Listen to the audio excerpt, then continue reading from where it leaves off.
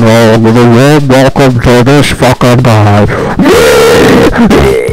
Hey, how the hell are you doing? How the hell is everyone doing? I mean, am I supposed to drink this? I've been making astute observations in the world, though. Most notably, I'll be watching the video of some YouTuber. Some of them will just announce, like, I'm going on tour. These are the tour dates. I'm going to Houston. I'm going to Dallas. I'm going to Charlotte. I'm going to New York at fucking Madison Square Garden. And the first thing that usually comes to my mind when I hear these tours, what are you trying to tour? Like, what are you touring? But this is a new thing I've been seeing in the YouTube sphere is some YouTubers are doing stand-up now. I don't mean like a guy who's been doing stand-up for a long time and then they uploaded their special into YouTube and it got like 20 million views. I don't mean those guys. I mean like they started out as a YouTuber, they announced they're going on tour, then they did like stand-up on the tour. I'm just seeing how this branches out for certain YouTubers, right? There's been kind of this curse on YouTube where you can't do anything except YouTube. If you try to go into a music career on YouTube, you get shit on. I started playing Minecraft. If you try to go into like acting or you're trying to like get a movie career,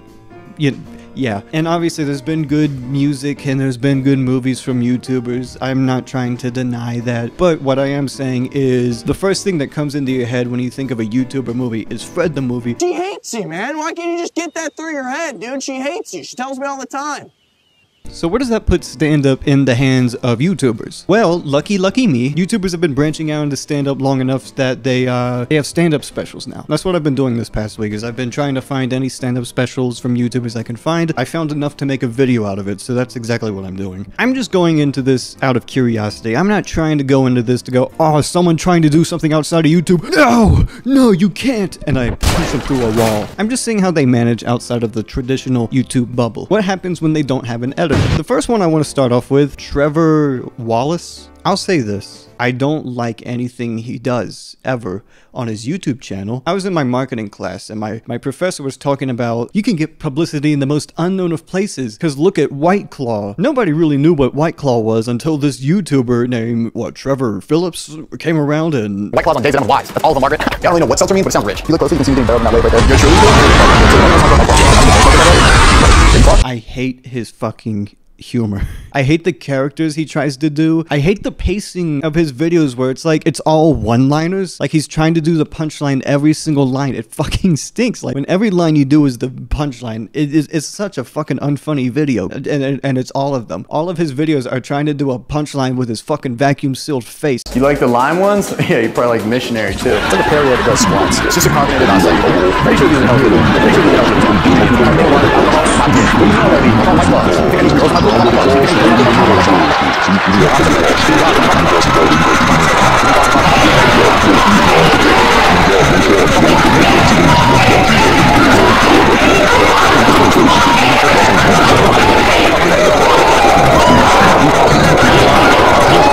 Let me watch it. What's a video of it? Like, let me watch a video of him.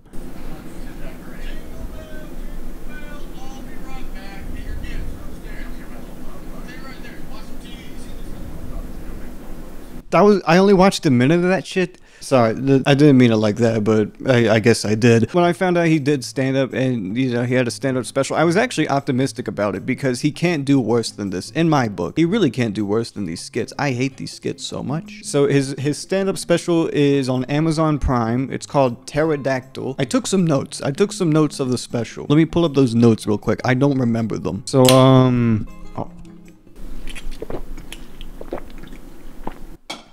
Anyways, I have the notes right here. He has a bit at the beginning of the special where he has a little TV in the corner and then it's kind of his way of telling you he's been doing stand-up for a while. This isn't just like, he's been around the block. He's been at the Laugh Factory, okay? And they also got that guy.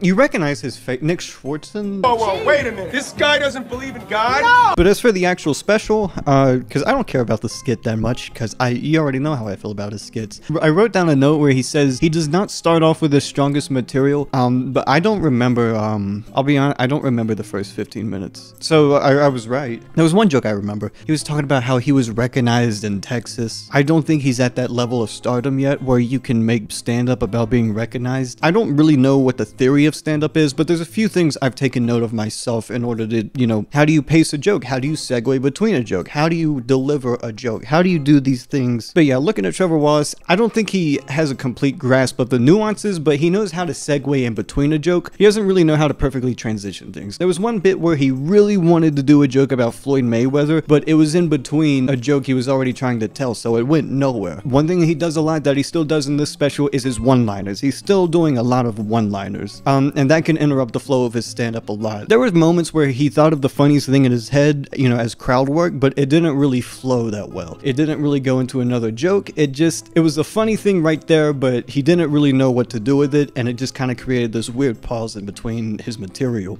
His crowd work was alright enough. There was one thing that kind of bothered me where he was just singling out one person the whole time for his crowd work. If you're going to do crowd work, I'd rather you do crowd work. I'd rather you work the crowd rather than just doing a single guy you can rely on for your crowd work. I get you want to have a recurring bit in your stand-up. It's a thing most stand-up comedians do. They have the recurring bits, so that way they have a callback later. I didn't like his callbacks that much. They didn't really do anything for me, because the title, Pterodactyl, that was one of his recurring bits, was like he would say something but then he would say like pterodactyl, and the callback felt more like trying to get to point A to point B than actually having a really proper comeback. But the second half of his special was mainly just about his sex life and relationships, which that's fine, but you have to understand in stand-up there's really common subjects, you know, which are sex and relationships. So if you're going to talk about those things, you got to talk about it with a really creative perspective that nobody else has done before. And truth be told, if you can talk about sex and relationships from a unique perspective, you're probably one of the greatest fucking comedians ever. Like, I mean, Patrice O'Neal. Trevor Wallace, it felt more like a safe territory for him to dabble in. From what I remember, there was one joke where he was like having sex with his girl and she wanted to use the vibrator and it made her pussy froth like a frappuccino. Not to butcher his joke. The sex jokes lasted for a really long time. The relationship jokes lasted for a really long time. I didn't get much out of it, and again, I just don't remember many of the jokes in this special. I'm going to say is my problem for...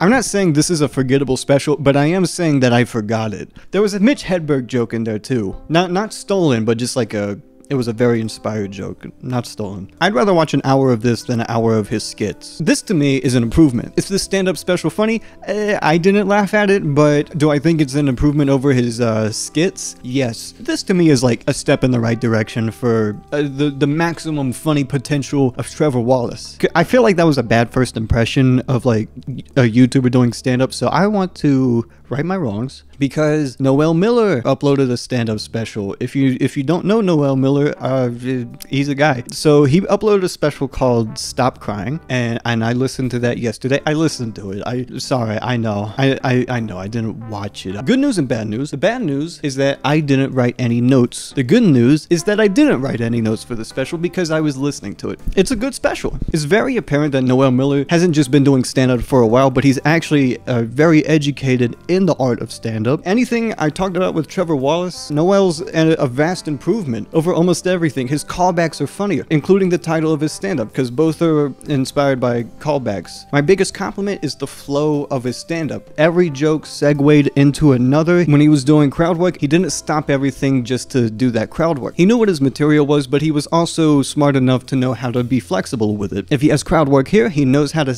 incorporate it into his bit. It's very difficult to do, but he did a great job at it. Also, his material was way more creative and way more daring too. The edgiest Trevor Wallace got was making his girlfriend's pussy froth. He tackled a lot of subjects, and they're all very intriguing subjects, and he knew how to deliver them in a great way. And even though I was listening to it, there were parts I had to go back and watch, which is it actually encourages you to watch the special. I was listening to it as background noise like a fucking asshole, but having bits that encouraged you to actually watch the special, very good. And I want to go back to the variety of bits. I love how uncomfortable he tried to push his material, because he really went for it. He tried to go for really tough things to talk about, and it worked wonders. And again, the delivery and flow of his stand-up was so much smoother than Trevor Wallace. Not to compare the two, but because whenever Noel wanted a punchline, he really wanted to build up to it. He wanted to set up an entire bit around a punchline, and I think that's much more rewarding. I obviously know there's a different style to that that sort of approach. But when Noel's punchlines came, they came great. That applies to his callbacks too. His callbacks weren't callbacks for the sake of being callbacks. They were actually interweaved into his material in a very, very strategic way. And it goes all the way to the title of the stand-up, which is also a callback joke, which I won't spoil, but it was done very, very well. This was a legitimately enjoyable experience, and it was also the easiest to access because it was free on YouTube. Thanks, Noel. I didn't have to pull any strings to get your special. I didn't mean that as like a passive-aggressive diss, but also I could upload that shit free on YouTube. Spare me some change. Going off the high of Stop Crying, very great special. I was going to talk about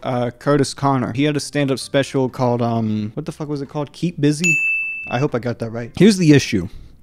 I can't find it. Kurtis Conner's stand-up special, it wasn't on YouTube, but it wasn't on streaming. He tried to do like a self-streaming thing. It was like on his website. You would pay for it and then you'd watch it on his website. But the only problem is that the streaming period has ended. First off, why did it end? I don't know. Where's the stand-up special? Where's the Kurtis cut? The weird thing is that there's not even stand-up footage of Kurtis Conner on YouTube. There's like a 4-minute video of him practicing material, which is, I mean, the guy's practicing material in the video. I don't expect it to be great, and a 1-minute short of his special on his channel. This is the only clip I have to go off of. All I can say is I really hope that wasn't his best material. I don't want to judge his entire special based off a minute, but if that's the minute I have to go off of, if that's the minute he's trying to use to promote his special, or what was once his special, swing and a miss. So that's all I have to really say about that. Do I think stand-up is like the new music career or acting career from a YouTuber? I don't think so. I think a lot of these people who are doing stand-up, they're already very acquainted with it. I think a lot of them actually use this microphone, if I'm not mistaken. I have high hopes for the YouTubers of tomorrow. YouTubers today, stand-up comedians tomorrow. Just to recap, I don't hate Trevor Wallace stand-up comedy. I think he has a lot of room for improvement. Noel Miller, absolutely killing it right now. I hope he can keep it up. Kurtis Conner, I don't care that your fan base paid for the special. I want to watch it for free. You know what? I'll watch one of these stand-up comedians briefly and see how they compare to, you know, an actual YouTuber. See if the YouTubers have a chance against these real stand-up comedians. I'm just gonna find a random one. I have a question, like, why is it whenever you see like a video of a stand-up special on YouTube, why are they always making a face? It's like this weird, I don't know how to explain it, but like, why is it when, like, you look at stand-up specials on YouTube and they're just like, some of them are just smiling, you know, they're just smiling, but it doesn't look like a normal smile. I didn't mean for that to be like my aspiring stand-up bit, by the way. That was just, I mean, I don't actually know a fucking comedy club where I live, but let me see. Let's see, what do we think about Old Man Donnelly? I'm getting old. I'm getting way too old. I'm trying my best. I feel like shit. I just turned 45. Fuck, I forgot I'm depressed.